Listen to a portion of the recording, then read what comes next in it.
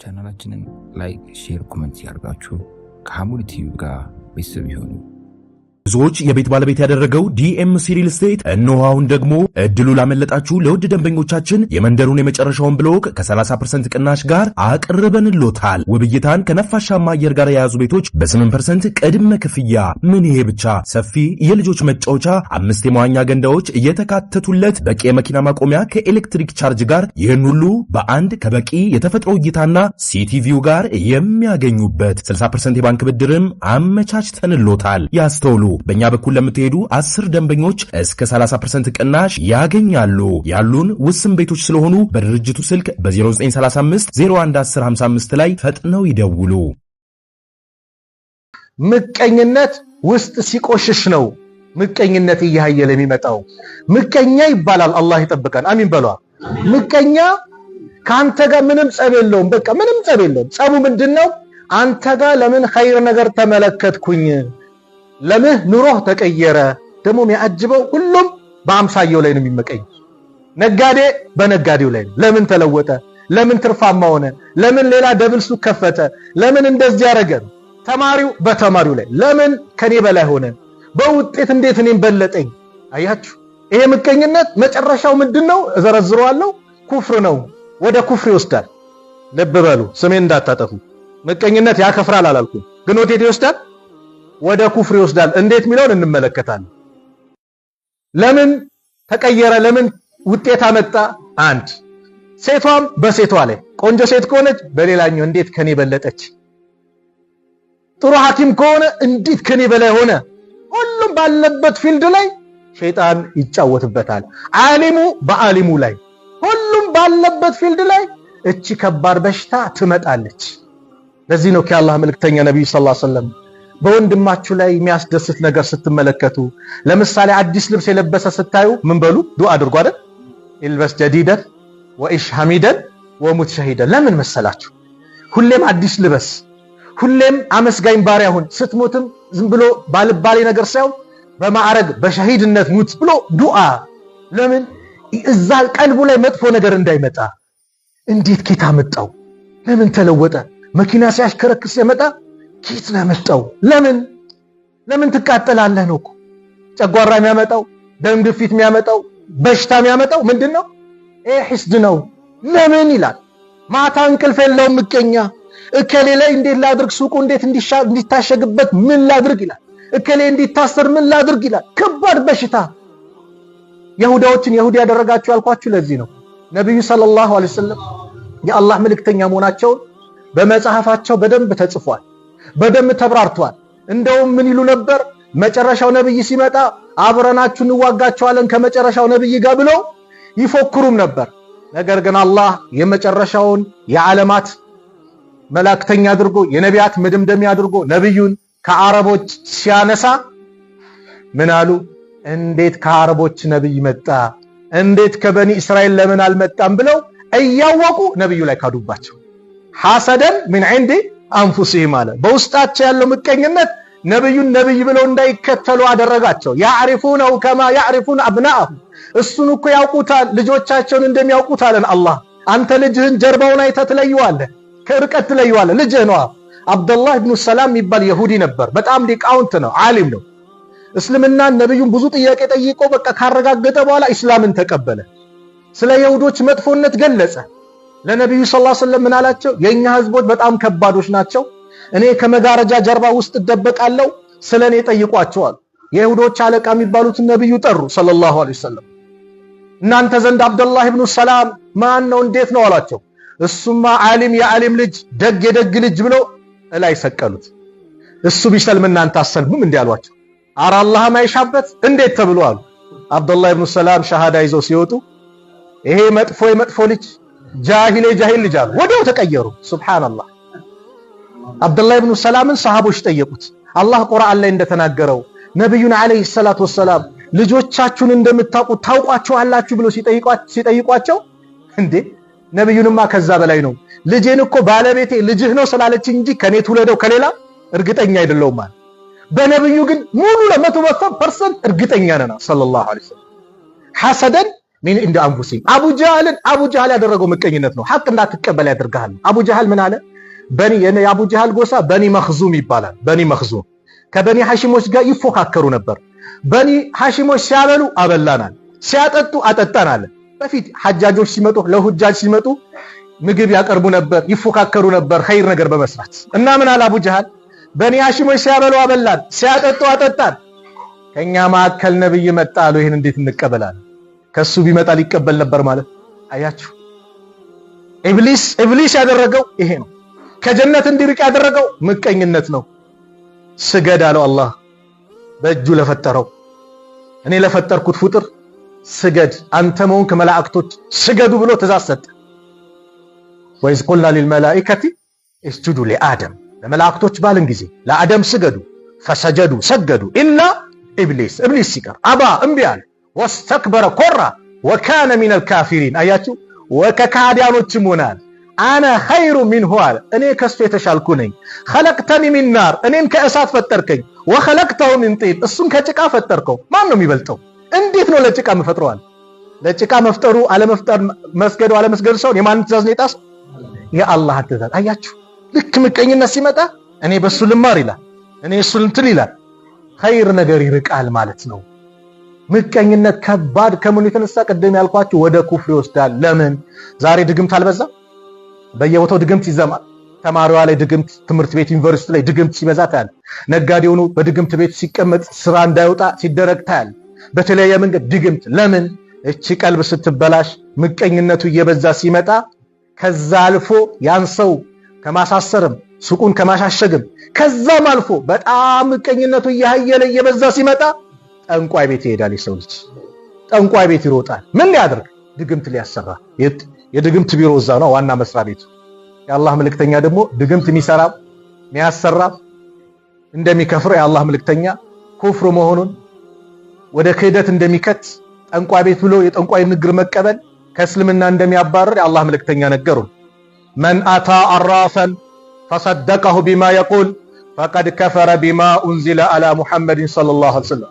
አንድ አውቃለሁ ባይ ቤት መጥቶ አውቃለሁ ማለት የጠንቋይ እኔ ስላንተ አውቅልሃለሁ ስለራሱ ማቅም ግን ስላንተ አውቅልሃለሁ ብሎ የሚዘባርቅ ጠንቋይ ቤት መጥቶ አው የተናገረው ንግር እውነት ነው ብሎ ከተቀበለ ፈቀድ ከፈረ ቢማ ኡንዚለ አላ ሙሐመድን ሰለላሁ ዐለይሂ ወሰለም፣ በሙሐመድ በተወረደው ቁርአን ክዷል።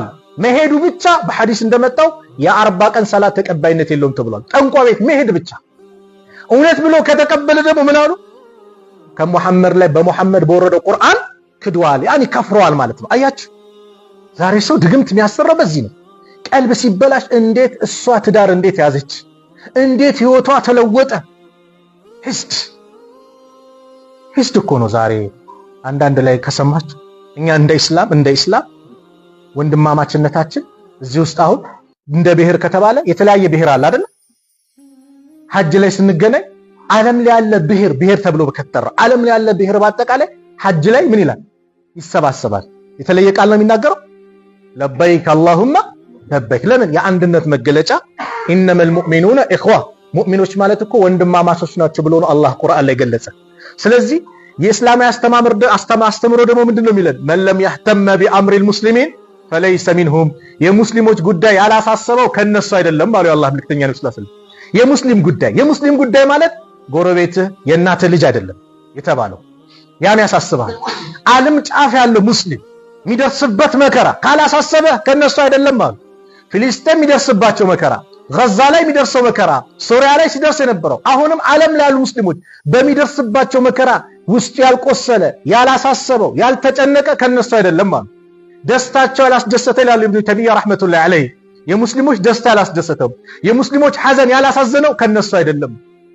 ሶሪያ ላይ ደስታ ሲመጣ ምን እንላለን? እንደሰታለን። ከዛ መከራ ያ ሁሉ ስቃይ አላህ ነፃ ብሏቸው ድል ሲሰጣቸው ዱዓ እናደርጋለን። ከዛ ያንንም ደግሞ ለማን እንዲሆን እናደርጋለን? ለፊልስጤም ደግሞ አሳየን በሐያት እያለን ያ ሁሉ መከራ ህፃናት እንደዛ ሲያልቁ በዘመናችን ፊራውን ሴት አይል ወንድ አይል። የበፊቱ እኮ ፊራውን ወንድ ብቻ ነበር የሚገለው። ይሄ እኮ ሴት አይል ወንድ አይል ህፃናትን ሆስፒታል ላይ ጭምር የሚያጠፋ ሙጅሪም። ይሄ ሲመጣ ያ ረብ ለነዚህም የበላይነቱን ስጣቸው ብለን ዱዓ ስታደርግ ለምን ከሀገር ወጣችሁ ብሎ ደግሞ ይቃጠላል። ከሀገር ወጥተህ እንዴት ዱዓ ታደርጋለህ ይላል። ሚስጥሩን ያልገባቸው ምንድነው? የኛ ወንድማማችነት የት የዘለቀ ነው? ዓለም አቀፍ ነው። ቅድም ያልኳቸው አብዱላህ ኢብኑ ሰላም ከይሁዶች ነው የመጣው። ሰልማኑን ከፋሪሲ ከፋርስ ነው የመጣው። ቢላል ከኛው ከሀበሻ ነው። አቡበከር ከቁረይሽ ነው። ግን አንድ ቦታ ላይ አንድነታቸውን ገለጹ። ለምን? ኢስላም ዓለም አቀፍ ነው። በዘር በምን የታጠረ አይደለም። ወንድማማችነት ነገ እኮ ጀነት ሲገባ ስለ ዘር እኮ አይጠየቅም ነው የተባለው። ማን የማን ዘመድ የለም። የምትጠየቀው መረቡክ መነብዩክ ነው። የከሌ ዘር የታለ አንድም አይባልም ጀነት ውስጥ ቂያማ ላይ የለም። ሁሉም አንድ ናቸው። ስለዚህ የወንድማማችነትን ከሚያጠፉ ከሚያበላሹ ከባድ ስራችንን ከሚያበላሹብን ነገር ከባዱ መከራ ምቀኝነት ነው። የቁሉ ረሱሉ ሰለላሁ ዐለይሂ ወሰለም ኢያኩም ወልሐሰድ፣ አደራችን ምቀኝነት ተጠንቀቁ። ፈኢነል ሐሰድ ምቀኝነት ያእኩሉል ሐሰናት ከማ ተእኩሉ ናሩል ኸጠብ፣ እሳት እንጨትን ጭፍድድ አድርጋ እንደምትበላ መልካም ስራችሁን ትበላባችኋለች። እውር ነው የሚያደርገው። ወላሂ በቃ የምትሆነውን ነው የሚያሳጣ። ለምን ተቀየረ ስትል ትቃጠላለህ። እንቅልፍ የለህ። ለራስህም ጥቅም አታመጣ፣ ለሰውም ጥቅም አታመጣ። ራስንም ትጎዳለህ፣ ሰውንም ትጎዳለህ ነው። አንድ ቂሳ ተደጋጋሚ የምናገረው ቂሳ አለ። አንድ ሰው ለራሱ ኸይር ስለማይፈልግ፣ ለጎረቤቱም ኸይር ስለማይፈልግ፣ ለሰው ኸይር ስለማይፈልግ፣ ዛሬ እኮ ይሄ ነው እኮ የሚታየው። ዓለምን ስትመለከት ምቀኝ ለምን በቃ በሰላም ተቀመጣችሁ፣ ከዚህ ቦታ ውጡ፣ ተፈናቀሉ፣ እንዲበሉ የዓለም ስርዓት ሆኗል። የአምባገነን ስርዓት ሆኗል። በምን ምቀኝነት ነው? የቀልብ መቆሸሽ ነው፣ ሌላ አይደለም ወላሂ። እና አንዱ ምቀኛ ይባላል። ለአንተ የፈለግከውን ያክል ንብረት ጠይቅ፣ ለጎረቤት ግን አንተ ከምትጠይቀው እጥፍ ነው የሚሰጠው ተባለ። ይሄ ምቀኛ ሌሊት እንቅልፍ የለው፣ ለሰው ኸይር አያስብ። ምን አይል? ለምንድን ነው ለጎረቤት ከኔ እጥፍ የሚሰጠዋል? ምን አገባ ጠይቅ፣ ይሰጠዋል። ሱብሃንአላህ። 1 ሚሊዮን ከጠየቅ ላንተ ለጎረቤት ስንት ነው? 2 ሚሊዮን። 10 ሚሊዮንም ከጠየቅ ለጎረቤት ስንት ነው? 20 ሚሊዮን። ምን አለ ተቀብሎ ጎረቤቱም ተደስቶ እሱም ቢደሰት። ግን ውስጥ ሲበላሽ እኔም አልብላ እነከሬም አይብሉ አይነት ነገር አለ አይደል? ኸይር ነገር እንዳይመጣ እዚህ ሰፈር የሆነ ሰው ሰደቃ የሚያመጣ ከሆነ አይጭራሽ እነሱ እንዳያገኙ ሲል ብቻ እኔም ይቅርብኝ ሚላ እነዚህ እነከሌ እንዳያገኙ ሂስድ እኮ ነው። ይህ ሰው መጨረሻ ለጎረቤት እጥፍ ለኔ ደግሞ ከሱ ያነሰ። አዎ ለጎረቤት እጥፍ ከሆነ የኔ እንግዲህ አንድ አይኔ ይጥፋልኛል። የጎረቤት ስንት አይን እንዲጠፋ? 2 አይን እንዲጠፋ አላህ ይጠብቀን። ለዚህ ነው ሱረቱል ፈለቅን እንቀራለን አይደል? ሱቢ ላይ 3 ጊዜ በተለይ 3ቱ ሱራዎች ቁል ሁወላሁ አሐድ፣ ቁል አዑዙ ቢረቢል ፈለቅ፣ ቁል አዑዙ ቢረቢን ናስ ከሰላት በኋላ ሁሌ እንቀራለን። ሱቢ ሰዓትና መግሪብ ሰዓት ግን ስንት ይቀራ ተባለ? 3 ለምን? ይሄ የጨለማ ሰዓት መግሪብ ሰዓት ልጆቻችሁን እኮ ምን አሉ ሰለም አስገቡ ወደ ቤት፣ በሩንም ዘጋ አድርጉ። ለምን? ያ ሰዓት ሸይጣኖች የሚንቀሳቀሱበት ሰዓት ነው አሉ ነብዩ ሰለም። ሱቢ ደግሞ የተባለችው ሱሁር እንላለና ሱሁር ምን በላበት። ሱሁር ማለት የጨለመ ሰዓት ነው። ያ ሲህር የሚለው ቃሉም ከዛ የመጣ ነው። ድግምተኞች በጣም የሚንቀሳቀሱበት ሰዓት ነው። ሱረቱል ፈለቅ ላይ ቁል አዑዙ ቢረቢል ፈለቅ ሚን ሸሪ ማ ኸለቅ፣ ከፍጡራን ሁሉ ተንኮል ባንተ ተጠበቃለሁ። ሚን ሸሪ ማ ኸለቅ ወሚን ሸሪ ጋሲቂን ኢዛ ወቀበ ወሚን ሸሪ ነፋሳቲ ፊል ዑቀድ ወሚን ሸሪ ሐሲድ ኢዛ ሐሰድ። ከላይ እኮ ክፋቱን ጠቀሰ። ጨለማው በጨለመ ጊዜ ባንተ ተጠበቃለሁ። እንደዚህ ደጋሚ ከፊዎች ቋጣሪዎች በሆኑ ሴቶች ክፋት ደጋሚዎች ባንተ ተጠበቃለሁ። ሁሉ ገለጸና መዝጊያው ምን አለ? ወሚን ሸሪ ሐሲድን ኢዛ ሐሰድ፣ ከምቀኛ ክፋትም በተመቀኘ ጊዜ ባንተ እጠበቃለሁ። ይሄ እኛ አንደኛ የምንቀረው ሁሌ ቅሩት የተባለ ለምን መጠበቂያችን ነው። ዋስትና የሰጠን ጉዳይ ነው። እኛ ግን ሰላትን ሰግደን አንቀራው ምን አንለው። ማታ አያተል ኩርሲ ቅራ፣ ለምን መጠበቂያ ነው። ለምን ሳሂሮች ደጋኞች ዛሬ በየቦታው በጣም በየቦታው በቃ የሰው ህይወትን ለማበላሸት የሚጥሩ በጣም ከባድ የአላህ መልእክተኛ እጅተኒቡ ሰባል ሙቢቃት 7 አጥፊ ስራዎችን ራቁ ብሎ ከተናገሩበት ኢንሻአላህ አንድ ቀን በዚህ ርዕስ ይኖረናል። አንዱ የመጀመሪያው ሽርክ፣ ሁለተኛው ሲህርን ያሉት ድግምት። ያው ስንቱ ተቀምጧል በአላህ ስንቱ ጅዝብ ብሎ ቤት ተቀመጠን ታስሯል በድግምት። ከምን ተመጣ? ከምቀኝነት የተነሳ። አላህ ይጠብቀን። ስለዚህ ምቀኝነት ከውስጣችን እናዝዳ። አንድ የመጨረሻ ሐዲስ ተናግሬ ልዝጋው። ነብዩ ሰለላሁ ዐለይሂ ወሰለም አንድ ቀን የጀነት ሰው ይመጣል አሉ። አንድ ሰሃባ መጣ። በሁለተኛው ቀን አሁንም የጀነት ሰው ከዚህ መስጊድ በር ይገባል አሉ። ያ ራሱ ሰሃባ መጣ። በሶስተኛው ቀን አሁንም የጀነት ሰው ይመጣል ሲሉ ራሱ ሰሃባ ሲገባ የአምር ኢብኑ አልዓስ ልጅ አብዱላህ ኢብኑ አምር ኢብኑ አልዓስ የሚባሉ ታላቁ ሰሃቢ ዛሂድ ናቸው። በጣም ጾም የሚያበዙ ዚክር የሚያበዙ ቁርአን መቅራት የሚያበዙ ትልቅ ሰሃባ ናቸው።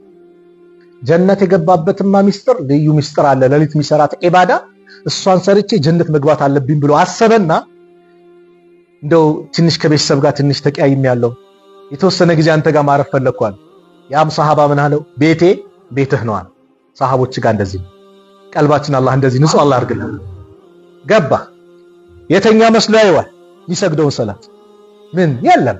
ልክ ፈጅር ሊቀርብ አካባቢ 2 ረካ ይሰግዳል፣ ወደ መስጊድ ይሄዳል። አይ ዛሬ እኔ ስላለው ነው ነገ ይሰግዳል አለና በሁለተኛው ቀን ደገም የለም። 3 ቀን ሲመለከተው ተመሳሳይ ነው። የተለየ ስራ የለው ጀነት የገባበት ምን አይነት ምስጢር ነው። ከዛ 3ኛው ቀን ላይ እኔ ከቤተሰቤም ሰላም ነኝ፣ ነገር ግን እዚህ ይህን ምክንያት አምጥቼ የመጣሁት ነብዩ ሰለላሁ ዐለይሂ ወሰለም 3 ቀን የጀነት ብሎ ሲመሰክሩ አንተ መጣህ። ጀነት የገባህበትን ስራ አይቼ ጀነት ለመግባት ነው፣ ሌላ አይደለም። ሰሃቦቼ ናቸው ኸይር ነገር መመኘት ያው እንደምታየው ነው አለ። እንግዲያውስ በላ ሰላም ብሎ ሲሄድ ና ምናልባት አንዲት ስራ ትሆናለች እንጂ ግን ተስፋ አረግ ምንድነው? አንድች ሌሊት በኔ ላይ አልፋ አታውቅም። ልብ በሉ አንድች ሌሊት በኔ ላይ አልፋ አታውቅም።